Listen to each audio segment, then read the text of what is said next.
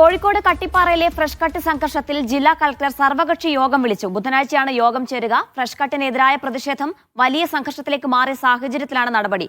Fresh cut സന്ദർശിച്ച് report സമർപ്പിക്കാൻ ശുചിത്വ മിഷൻ, മലിനീകരണ നിയന്ത്രണ ബോർഡ് ഉദ്യോഗസ്ഥർക്ക് നിർദ്ദേശം നൽകിയിട്ടുണ്ട്. മുഹമ്മദ് അസ്ലം ചേരുന്ന വിശദാംശങ്ങൾ നൽകാനായി. അസ്ലം, എപ്പോഴായിരിക്കും ഈ യോഗം? ആരൊക്കെയായിരിക്കും പങ്കെടുക്കുക? ഫ്രഷ് കട്ടിനെതിരായ സമരം വലിയ സംഘർഷത്തിലേക്ക് മാറുകയും ആ പ്രദേശത്ത് വലിയ സംഘർഷാവസ്ഥ ഇപ്പോഴും നിലനിൽക്കുന്നത്. നിരവധി ആൾക്കാരെ അറസ്റ്റ് ചെയ്യാൻ വേണ്ടിയുള്ള ശ്രമം പോലീസ് ഒരു വശത്ത് നടത്തുന്നു.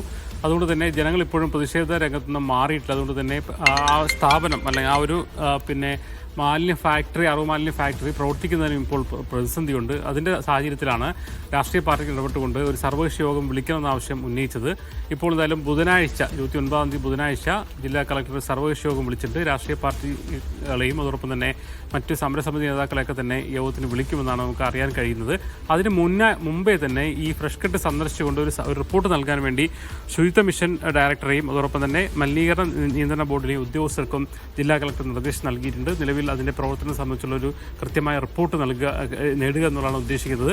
അതിനുശേഷം അതുകൂടെ വെച്ചിട്ടായിരിക്കും സർവകക്ഷി യോഗത്തിൽ ജില്ലാ കളക്ടർ തീരുമാനത്തിലേക്ക് എത്തുന്നത്. എന്തായാലും സംഘർഷങ്ങൾ ഒഴിവാക്കുക എന്നൊരു ആവശ്യമാണ് ജില്ലാ കളക്ടർ പ്രധാനമായും മുന്നോട്ട് വയ്ക്കുന്നത്. അതേസമയം തന്നെ രാഷ്ട്രീയ പാർട്ടികൾ, പ്രത്യേകിച്ച് പ്രതിപക്ഷ പാർട്ടികൾ ഉൾപ്പെടെയുള്ള ആൾക്കാർ ഉന്നയിക്കുന്ന ആവശ്യം ഫ്രഷ് കട്ടിന്റെ പ്രവർത്തനം അവിടെ നിയന്ത്രിക്കുക എന്നുള്ളതാണ്, അല്ലെങ്കിൽ മാറ്റുക എന്നുള്ള ആവശ്യം അവർ ഉന്നയിക്കുന്നു. എന്തായാലും ബുധനാഴ്ച സർവകക്ഷി യോഗം നടക്കും. ശരി, ഫ്രഷ് കട്ട് വിവാദം ആയതിനു പിന്നാലെയാണ് ജില്ലാ കളക്ടർ ബുധനാഴ്ച സർവകക്ഷി യോഗം വിളിച്ചത്. മുഹമ്മദ് അസ്ലമാണ് വിശദാംശങ്ങൾ നൽകിയത്.